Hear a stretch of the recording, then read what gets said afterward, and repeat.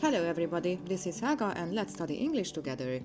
This is a new lesson for A1 level, Common Mistakes. This is the first sentence. Is it correct or not?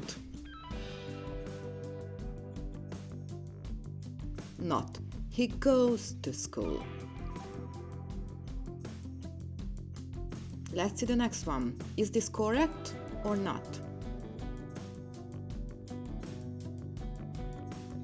Not. She doesn't like pizza.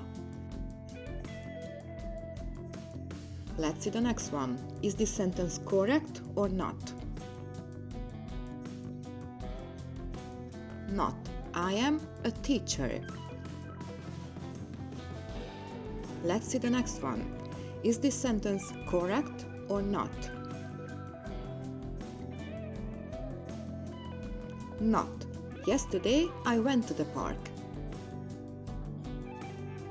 Let's see the last one. Is this question correct or not? Not. The correct question is, can you help me? Now this is your turn. This is your homework. First question. Is this correct or not? Please comment below. And the second one, is this sentence correct or not? Please comment below. If you enjoyed this lesson, please subscribe to my channel and like this video. Thanks for watching. See you soon.